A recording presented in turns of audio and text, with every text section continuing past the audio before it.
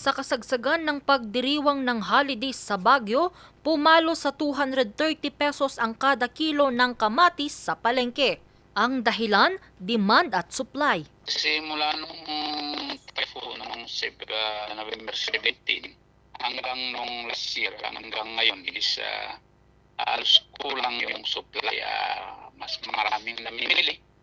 Yung nagsasakang dumamating kaya pinag-aagawan yung kamatis kaya mataas ang presyo. Sa pagpasok ng 2025, bagamat bahagyang bumaba ang presyo sa 150 pesos hanggang 180 pesos kada kilo, mataas pa rin ito para sa mga mamimili.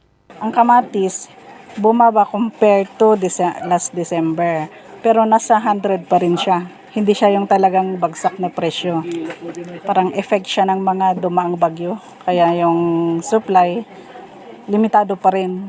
Usually po mga 1/4 lang po kasi since weekly po kaming namamalengke. So enough na po yung 1/4 sa amin na for 1 week po namin na binabudget yung pera po namin. Dahil dito, nananatiling matumal ang bentahan. Tipid pa rin naman sila. Hindi naman sila bumibili na marami.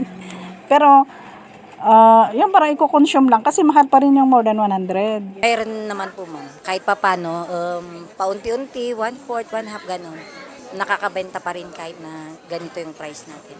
Inaasahan namang magpapatuloy ang pagbaba pa ng presyo ng kamatis sa unang quarter ng taon. Pero pag namunga na yung mga tanim dyan sa Southern Tagalog, sa Central Luzon, definitely babagsak na yung presyo ng kamatis. Samantala, bagsak presyo naman kada kilo ngayon ng mga leafy vegetables gaya ng repolyo na pumapalo na lamang sa 23 hanggang 32 pesos kada kilo mula sa dating 40 to 50 pesos noong unang linggo ng taon.